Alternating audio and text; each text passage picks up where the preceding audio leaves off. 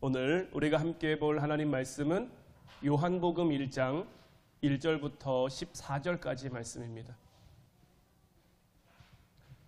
요한복음 1장 1절부터 14절까지 말씀, 우리 다 같이 한 목소리로 함께 말씀 보도록 하겠습니다. 태초에 말씀이 계시니라. 이 말씀이 하나님과 함께 계셨으니 이 말씀은 곧 하나님이시니라. 그가 태초에 하나님과 함께 계셨고 만물이 그로 말미암아 지은 바 되었으니 지은 것이 하나도 그가 없이는 된 것이 없느니라. 그 안에 생명이 있었으니 이 생명은 사람들의 빛이라. 빛이 어둠에 빛이 돼 어둠이 깨닫지 못하더라. 하나님께로부터 보내심을 받은 사람이 있으니 그의 이름은 요한이라. 그가 증언하러 왔으니 곧 빛에 대하여 증언하고 모든 사람이 자기로 말미암아 믿게 하려 함이라. 그는 이 빛이 아니요 이 빛에 대하여 증언하러 온 자라. 참 빛 곧 세상에 와서 각 사람에게 비추는 빛이 있었나니 그가 세상에 계셨으며 세상은 그로 말미암아 지은 바 되었으되 세상이 그를 알지 못하였고 자기 땅에 오매 자기 백성이 영접하지 아니하였으나 영접하는 자 곧 그 이름을 믿는 자들에게는 하나님의 자녀가 되는 권세를 주셨으니 이는 혈통으로나 육정으로나 사람의 뜻으로 나지 아니하고 오직 하나님께로부터 난 자들이니라. 말씀이 육신이 되어 우리 가운데 거하심에 우리가 그의 영광을 보니 아버지의 독생자의 영광이요 은혜와 진리가 충만하더라. 아멘. 할렐루야. 오늘 이 시간에는 가장 큰 안목이라는 말씀의 제목 가지고 우리가 함께 말씀 나누며 은혜 나누기를 원합니다. 우리가 지난 시간 말씀을 통해서 씨 뿌리는 자 비유에서 밭이 어떤 모양이냐 어떤 상황이냐도 중요하지만 결국 그 밭에 씨를 뿌려주고 그 씨가 자라게 하는 분이 있어야 그 밭이 밭으로서의 어떤 효력이 있고 능력이 있다라고 말씀을 드렸죠. 밭이 있다고 할지라도 아무리 좋은 밭이라고 할지라도 그 밭은 스스로 열매를 맺을 수 없는 거죠. 그러면서 예수님이 결론처럼 주신 말씀이 뭐였습니까? 마태복음 13장 16절 말씀을 보면 그러나 너희 눈은 봄으로 너희 귀는 들음으로 복이 있도다. 볼 수 있는 것. 눈이 있다고 다 보는 게 아닙니다. 귀가 있다고 다 듣는 게 아닙니다. 지난주 이사야서 말씀을 통해서도 우리가 봤지만 하나님께서 그들의 눈을 가리워서 그들의 귀를 가리워서 그들이 깨닫지 못하도록.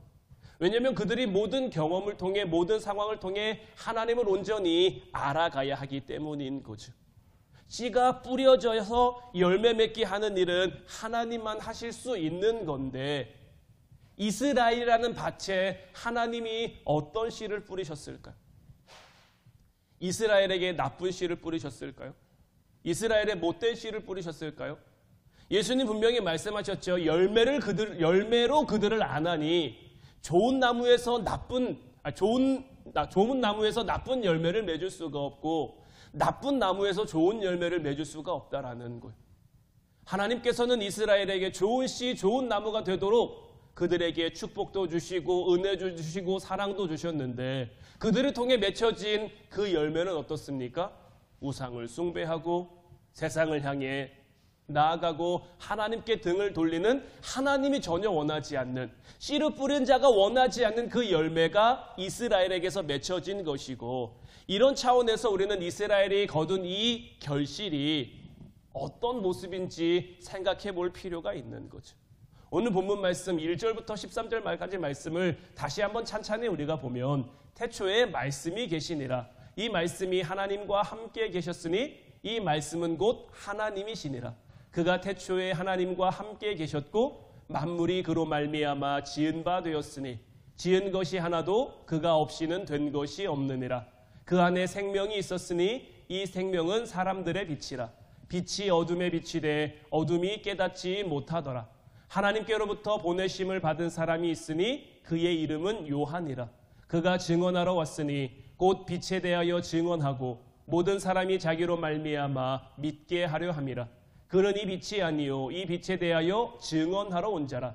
참 빛 곧 세상에 와서 각 사람에게 비추는 빛이 있었나니 그가 세상에 계셨으며 세상은 그로 말미암아 지은 바 되었으되 세상이 그를 알지 못하였고 자기 땅에 오매 자기 백성이 영접하지 아니하였으나 영접하는 자 곧 그 이름을 믿는 자들에게는 하나님의 자녀가 되는 권세를 주셨으니 이는 혈통으로나 육정으로나 사람의 뜻으로 나지 아니하고 오직 하나님께로부터 난 자들이니라.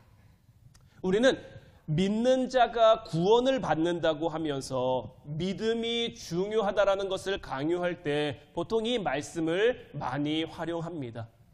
영접하는 자 곧 그 이름을 믿는 자들에게 하나님의 자녀가 되는 권세를 주셨기 때문에 우리가 믿음으로 하나님의 자녀가 되어야 되고 하나님의 자녀가 되었다면 믿음으로 하나님 자녀의 권세를 누리며 살아가야 한다라고 많이 이야기를 하죠.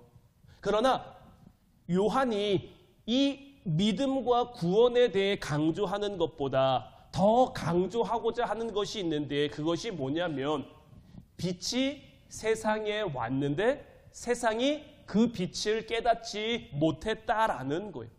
그래서 어떻게 합니까? 하나님께로부터 보내심을 받은 세례 요한이 예수님에 대해서 먼저 증언하죠. 빛이 세상에 왔는데 세상이 알지 못하니까 그 빛을 먼저 전할 사람이 필요한 거예요. 근데 여러분, 빛이라는 것은 사실 설명할 수 있는 대상이 아닙니다. 빛은 봐야죠. 봐야 알 수 있는 거예요. 지금 이 예배당 안에도 여러 개의 이제 등이 이렇게 빛을 비추고 있는데 여러분들은 이 빛을 뭐라고 설명할 수 있을까? 빛에 대해서 설명하라고 하면 빛에 대해서 설명하기보다는 이 등 모양이 어떻고 등 색깔이 어떻고 빛 자체적인 것보다 빛을 비추는 것에 대한 그런 부수적인 설명이 더 많을 수밖에 없어요. 왜냐하면 빛은 그냥 보는 거니까요.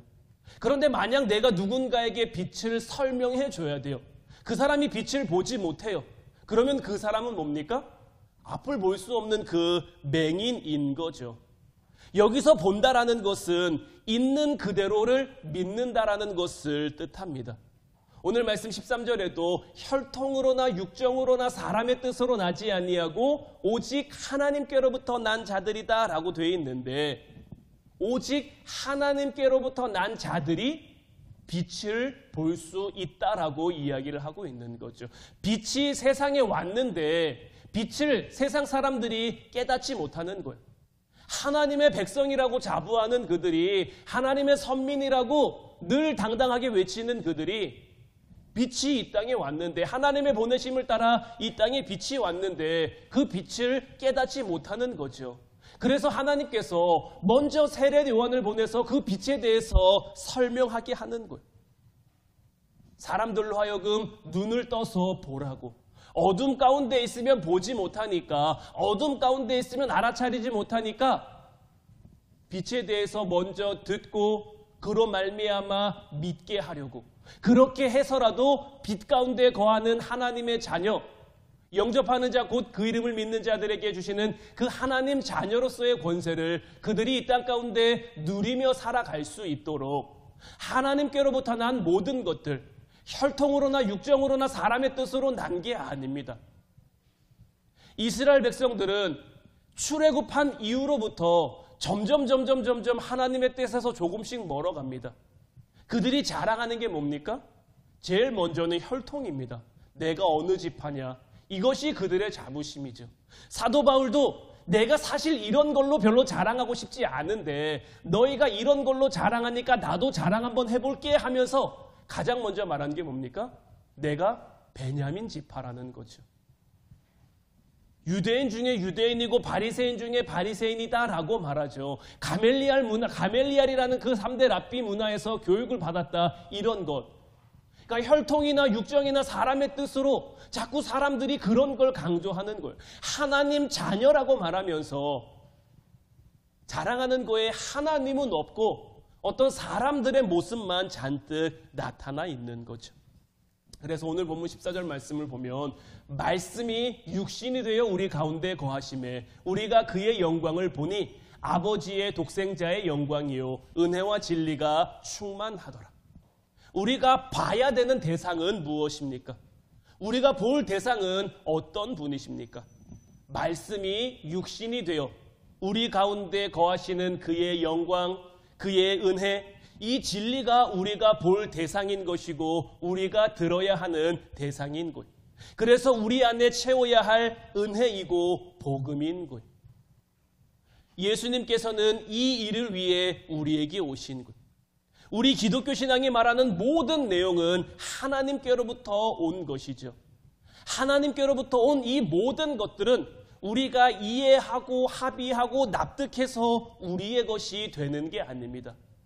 여러분들, 이 믿음이라는 것을 우리가 말로 설명할 수 있나요?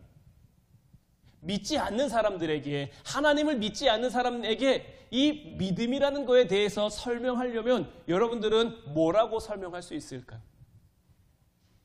하나님이 천지를 창조하셨고 모세를 통해 홍해를 가르셨고 죽은 자를 살리셨고 무리를 걸으셨고 과학적으로는 설명할 수 없는 그런 거잖아요.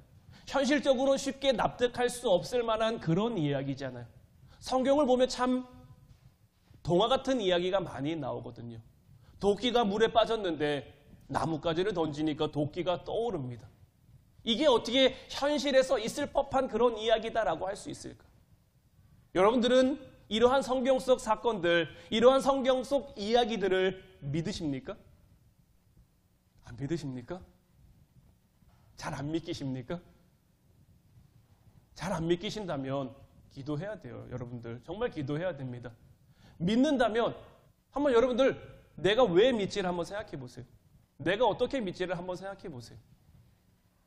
이거는 우리가 말로 설명할 수 있는 그런 부분이 아닙니다. 왜냐면요, 믿음은 우리에게서부터 난 것이 아니에요. 믿음은 하나님이 준 거예요. 하나님이 우리에게 주신 그 믿음을 우리가 쓰고 사용하고 활용하는 거지, 믿음이 먼저 우리에게서부터 있던 게 아닌 거예요. 그래서 이 믿음이라는 것은 어느 날 갑자기 믿어지는 거예요. 내가 어제까지 안 믿었어요. 내가 어제까지는 깨달아지지 않았어요. 근데 내가 특별히 뭐 하지 않았어요. 그런데 갑자기 깨달아지고 갑자기 믿어지는 거예요. 저는 목사님 아들로 모태신앙으로 지금까지 쭉 교회와 그래도 가깝게 지냈죠. 저는 언제 하나님을 처음 믿었을까요? 정말 제 믿음으로 언제 하나님을 믿는다고 고백했을까요? 어린 시절에 저 성경 잘 알았습니다. 교회에서 성경 퀴즈 대회 하면 늘 1, 2등 놓치지 않았어요. 근데 아는 것과 믿는 건 달라요. 내가 안다고 해서 다 믿을 수 있는 게 아니에요. 그리고 또 반대로 내가 믿는다고 해서 다 아는 것도 아닙니다. 저는 정말 하나님을 만난 건 중학교 2학년 때였어요. 중학교 2학년 때 저희 교회는 학생들 부흥회, 그때 저희 교회에 중고등학생들이 한 100여 명 정도가 모였는데 이제 겨울방학 때 이 중고등부 학생들을 대상으로 부흥회를 했거든요. 그 부흥회 때 오셨던 목사님 설교 듣고 기도하는데 갑자기 눈물이 나오고 갑자기 기도하게 되고 그 다음부터는 믿어지더라고요. 그 전까지는 성경을 보고 성경을 알지만 믿어지지 않던 것들이 그냥 믿어지더라고요. 아, 이런 것이구나. 아, 이렇게 해서 된 것이구나. 라고 그냥 깨달아지더라고요. 우리가 이해하고 우리가 합의하고 우리가 납득하고 그래서 우리의 것이 되는 것이 아니라 하나님의 의지에 따라서 하나님이 기뻐하시는 그 목적에 따라서 우리에게 주어지는 것. 그리고 그 뜻이 우리에게 임하면 하나님이 우리에게 바라시는 그 목표대로 그 영광대로 우리의 삶이 만들어질 거예요. 이것이 성경이 우리에게 하고 싶은 그 이야기인 거예요. 그리고 이 문제는 우리가 무언가를 보고 어떻게 되는가에 관계가 있는 거예요. 하나님이 여러분들을 찾아가십니다. 하나님이 여러분들을 찾아오셨어요. 그럼 왜 찾아오셨을까요? 하나님이 여러분들을 왜 찾아가셨을까요? 제가 며칠 전에 사모님이 어떤 저한테 영상을 하나 보여주셔가지고 제가 영상을 봤는데 그 영상이 뭐였냐면 어떤 전도사님이 하는 토크 콘서트였어요.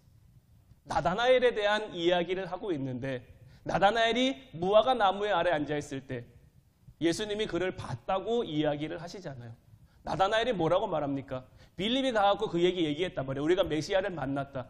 나사렛에서 무슨 선한 것이 날 수 있느냐. 그런데 예수님이 그에게 가서 네가 무화과 나무 아래 앉아있을 때 내가 너를 봤다고 하니 나다나엘이 예수님을 예수님으로 고백한단 말이에요. 그 이야기를 하면서 이 전도사님이 하신 이야기는 이거였어요. 우리가 힘든 그 순간, 우리가 아픈 그 순간 주님은 우리를 먼저 알고 우리에게 찾아오신다. 우리를 위로하신다. 우리의 아픔에 어떤 우리의 힘듦에 공감하신다라는 내용이었어요. 물론 되게 좋은 내용이고 주님이 우리에게 하시는 내용이에요. 근데 저는 그 내용을 보면서 요만큼 안타까운 게 있었던 것은 뭐냐면 주님이 나다나엘에게 왜 찾아가셨을까에 대한 내용이 같이 들어왔으면 얼마나 더 좋았을까라는 생각이 들더라고요. 주님이 여러분들을 찾아오시죠. 주님이 여러분들과 함께 하시죠. 주님이 여러분들에게 왜 찾아오실까요? 주님이 여러분들과 왜 함께 하실까요? 우리는 이 부분에 대한 이게 우리의 사명과 연관되어지는 것이고 우리의 소명과 연관되어지는 것이고 우리의 구원과 연관되어지는 것. 사람은 살면서 여러 가지 경험을 합니다. 같은 사건, 같은 일을 경험하면서도 그 일에 대해 나타나는 반응은 다 다를 수도 있어요. 어떤 사람은 실패를 통해 유익을 얻기도 합니다. 반대로 어떤 사람은 성공했는데 그 성공이 곧장 어떤 추락과 어떤 실패로 이어지기도 해요. 이런 일들은 현실 속에서도 굉장히 비일비재하게 일어나는 일들이죠. 그것이 얼마나 중요한 일이고 얼마나 우리에게 교훈이 되는 것이고 이것을 설명하고 심지어는 그 사람이 잘 못 알아들어서 정말 따지듯이 혼내듯이 심지어는 몽둥이를 들고 이야기를 해도 사람의 마음이라는 것은 쉽게 잘 바뀌지 않아요. 왜 그렇게 훌륭한 사람이 되었는지에 대해서는 옆에서 본다고 이해할 수 있는 것이 아니에요.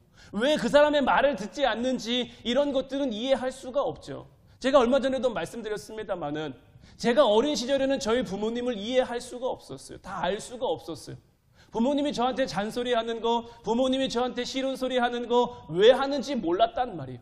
그런데 제가 이만큼 커보니까 알겠어요. 저 어렸을 때 엄마랑 진짜 많이 싸웠거든요. 일방적으로 많이 혼나기도 하고요. 그때는 엄마의 마음이 엄마가 왜 그런 소리 하는지 이해되지도 않고요. 정말 더 솔직하게 얘기하면 이해하고 싶지 않았어요. 그냥 제 마음을 몰라주는 엄마가 좀 야속하기도 하고 싫기도 하고 때로는 정말 우리 엄마가 맞나 싶기도 한 그런 모습 속에서 사람이 쉽게 바뀌어지지 않는단 말이에요. 사람이 바뀌는 거에 최종 권위자는 하나님이십니다. 우리가 성경을 보면서 이런 의문을 가질 수 있어요. 하나님이 이스라엘을 왜 안 바꾸실까? 하나님이 이스라엘을 왜 못 바꾸실까? 이스라엘의 역사를 보면 수없이 실패하고 수없이 넘어지고 수없이 방황하는 역사들로 가득 차 있잖아요. 조금 살만하면 넘어지고 조금 괜찮아질만 하면 넘어지고 아니 하나님이 함께하는 민족인데 하나님이 함께하는 백성인데 하나님이 다스리는 그 나라인데 왜 계속 그들에게는 그런 일들이 일어나야 할까? 우리가 분명히 알아야 될 건 뭐냐면요. 하나님이 한 번 하시는 건 어려운 게 아닙니다. 하나님이 한 번 고치시는 건 어려운 게 아니에요. 하나님이 한 번 용서하시는 건 어려운 게 아니에요. 그런데 하나님이 한 번 그 하신 걸 통해서 우리가 어디로 나아가느냐, 무엇을 바라보게 되느냐가 중요한 거예요. 제가 얼마 전에도 여러분들에게 설교했습니다마는 내 옆에 있는 사람 내가 바꿀 수 있는 게 아니에요. 내가 먼저 달라지고 내가 먼저 바뀌어야 되는 거예요. 하나님 안에서 바뀐 내 모습이 선한 영향력이 되어 다른 사람들에게 영향을 미칠 수 있는 거지. 내가 아무리 잔소리하고 내가 아무리 좋은 얘기라고 해도 내가 아무리 교훈인 얘기라고 해도 소용이 없는 거예요. 하나님이 하시지 않으면 아무런 역사가 나타날 수가 없는 거예요. 이스라엘은 왜 망해야 됩니까? 지금 이사야서를 통해서 우리가 함께 보고 있는 이스라엘은 망한 역사를 향해 달려가고 있잖아요. 나라의 파멸, 나라의 파국, 이런 위기와 어려움을 향해 달려가고 있잖아요. 이스라엘에 왜 이런 일이 일어납니까? 그 일을 통해 이루어 가실 하나님의 선하심이 있기 때문인 거예요. 그런 것들을 경험해야, 그런 것들을 통해야만 하나님이 이스라엘을 온전한 이스라엘로 다시 회복시키실 수 있는 것. 하나님이 못하시는 게 아니라 그렇게 하지 않으면 그들이 깨닫지를 못하는 것. 우리가 금요 기도회 시간에 요나서 말씀을 함께 보고 있죠. 요나가 끝까지 고집부리다가 바닷물 속에 던져지죠. 그리고 물고기 뱃속에 들어가죠. 왜 그래야 됐습니까? 요나는 왜 바다에 빠져야 됐고 왜 물고기 뱃속에 들어가야 했습니까? 하나님이 말씀하시는데도 바뀌지 않아요. 하나님이 말씀하시는데도 달라지지 않아요. 하나님이 요나에게 원하시는 것은 무엇입니까? 하나님, 내가 잘못했습니다. 하나님, 내가 마음을 돌이켜 니느웨로 가겠습니다. 그곳에 가서 하나님의 말씀을 전하겠습니다. 이건데 요나는 끝까지 나는 못 갑니다. 나는 안 갈랍니다. 하나님 차라리 나를 죽이려면 죽이십시오. 그리고 끝까지 버팅기는 거죠. 그러다가 바닷물 속에 던져지고 그러다가 물고기 뱃속에 들어가 그제서야 요나에게는 이런 일들이 있어야, 이런 것들을 경험해야 그 마음을 돌이켜 하나님을 볼 수 있는 것. 우리의 삶 가운데도 때로는 우리가 이해할 수 없는, 우리가 받아들이기 어려운 그러한 일들이 일어납니다. 우리가 잘하고 있다고 생각할 때도 일어나고요. 우리가 잘못하고 있다고 생각할 때도 일어나고요. 왜 일어나겠습니까? 우리는 하나님의 선하심을 다 알 수가 없는 거예요. 하나님의 선하심을 다 볼 수 없고 들을 수가 없는 거예요. 그래서 보는 게 복인 거예요. 그래서 듣는 게 복인 거예요. 이런 이해가 없이는 우리가 이스라엘 백성들이 가졌던 어떤 오해나 실패나 못난 그러한 일들은 우리 또한 우리의 삶 가운데 반복할 수밖에 없는 거예요. 성경이 어떤 의도를 가지고 우리에게 무슨 유익을 주고자 하는지 우리가 확인하지 못하면 이 말씀은 우리에게 있어서 그저 하나의 교훈에 그치지 않는 것. 우리의 삶에 정말 능력으로, 우리의 삶에 정말 힘으로 나타날 수가 없는 것. 로마서 5장 8절로 10절 말씀을 보면 우리가 아직 죄인 되었을 때에 그리스도께서 우리를 위하여 죽으심으로 하나님께서 우리에 대한 자기의 사랑을 확증하셨느니라. 그러면 이제 우리가 그의 피로 말미암아 의롭다 하심을 받았으니 더욱 그로 말미암아 진노하심에서 구원을 받을 것이니 곧 우리가 원수 되었을 때에 그의 아들의 죽으심으로 말미암아 하나님과 화목하게 되었은즉 화목하게 된 자로서는 더욱 그의 살아나심으로 말미암아 구원을 받을 것이니라. 성경 속에서 예수님의 오심은 굉장히 중요한 사건이죠. 성경이 어떤 전체적인 맥을 짚어봤을 때 창조, 구원, 심판으로 이어집니다. 모든 성경이 이 창조, 구원, 심판으로 다 이어지게 돼 있어요. 이것은 역사의 어떤 시작과 중간 그리고 미래에 놓여 있는 거죠. 하나님께서 우리를 만드셨죠. 하나님께서 우리를 이 땅 가운데 보내셨죠. 보내심을 받은 우리가 하나님을 거부했습니다. 그럼에도 불구하고 하나님은 우리를 회복시키고자 하셨어요. 그리고 그 하나님의 회복은 우리가 지은 죄를 그냥 없애버리는 게 아니라, 우리가 지은 죄를 그냥 지워버리시는 것이 아니라 그보다 더 큰 은혜로 하시는 작업인 거죠. 하나님의 창조를 완성하시는 거라고 성경은 우리에게 말합니다. 그 과정에서 우리의 선택, 우리의 자유가 보장된 거예요. 사실 하나님이 우리에게서 자유와 선택을 지워버리시면 굉장히 쉽습니다. 자유와 선택을 지워버리면 그냥 우리는 하나님 뜻대로 얼마든지 살 수 있어요. 그러나 하나님이 원하시는 것은 이것이 아니죠. 하나님은 우리를 어떤 꼭두각시 인형으로 만들기 원하시는 게 아니에요. 하나의 의지를 가진 자로서, 하나님의 형상을 닮은 자로서 자기의 의지로, 자기의 믿음으로, 자기의 신앙으로 하나님을 예배하고 하나님을 찬양하고 하나님께 나오기를 바라는 것. 하나님은 우리가 그래서 잘못된 선택을 한 것, 그것으로 나타난 결과마저도 품으시고 하나님의 뜻을 이루어 가시고자 한 것. 실패한 한 부분을 그냥 지워내는 건 굉장히 쉬운 일일 수도 있어요. 근데 그 실패한 한 부분으로 인해서 얼룩진 다른 것들까지 다 안고 이 모든 것을 통해서 하나의 하나님 창조의 역사를 이루어 가신다라는 것은 결코 쉬운 것이 아니죠. 예수님이 언제 이 땅에 오셨습니까? 로마서 5장 8절 말씀 보면 우리가 아직 죄인 되었을 때에 예수님께서 이 땅에 오셨단 말이에요. 세상이 예수님을 필요로 하지 않았어요. 세상이 예수님을 요청하지 않았어요. 그저 세상 가운데 어둠 가운데 자기들이 잘 살고 잘 되고 있고 잘 믿고 있다고 자부할 때 예수님이 이 땅에 오신 거예요. 예수님이 이 땅에 오셨지만 세상은 예수님을 쳐다보지 않았죠. 세상은 다른 곳을 보고 있었어요. 그럼에도 불구하고 예수님은 우리를 위해 죽으셨죠. 우리를 위해 죽으셨다라는 것은 주님께서 하셔야 할 그 일들을 다 하셨다라는 거죠. 그리고 이제는 하나님 보좌 우편에 앉아 계시죠. 제가 이 얘기를 여러분들에게 왜 드리냐면, 자, 우리가 관심 없을 때, 우리가 예수님을 몰랐을 때 예수님이 구원을 이루셨단 말이에요. 예수님이 우리가 아직 죄인 되었을 때 이루신 예수님의 구원이 어디까지입니까? 모든 인류에게죠. 예수님을 믿는 모든 자에게죠. 예수님께 나오는 모든 자에게죠. 그러면 우리가 예수님을 믿지 않았을 때도, 아직 예수님을 알지 못했을 때도 예수님의 구원이 이렇게 엄청나게 나타났는데, 지금 예수님은 어디 계시죠? 하나님 보좌 우편에 계신단 말이에요. 예수님이 다시 살아나셨단 말이에요. 그곳에서 이루어 가실 구원, 그곳에서 이루어 가실 하나님의 뜻은 우리의 삶 가운데 얼마나 더 엄청나게 나타나겠냐라는 거예요. 마태복음 11장 2절로 5절 말씀을 보면, 요한이 옥에서 그리스도께서 하신 일을 듣고 제자들을 보내어 예수께 여짜오되 오실 그이가 당신이오니이까 우리가 다른 일을 기다리오리이까. 예수께서 대답하여 이르시되 너희가 가서 듣고 보는 것을 요한에게 알리되 맹인이 보며 못 걷는 사람이 걸으며 나병 환자가 깨끗함을 받으며 못 듣는 자가 들으며 죽은 자가 살아나며 가난한 자에게 복음이 전파된다 하라. 자, 우리가 오늘 본문 말씀을 통해서 요한에 대한 이야기를 들었습니다마는 성경은 요한에 대해서 뭐라고 얘기를 했죠? 세상이 예수님을 알지 못했어요. 세상이 빛을 깨닫지 못했어요. 그래서 그 빛을 먼저 증언하기 위해 누구를 보냈다고요? 세례 요한을 보냈다고요. 그래서 그 일을 감당하게 됐단 말이에요. 세례 요한이 그 일을 잘 감당했어요. 예수님에게 세례도 줬어요. 그리고 감옥에 갇혔죠. 감옥에 갇혀서 예수님에게 사람을 보내서 묻는데 뭘 묻습니까?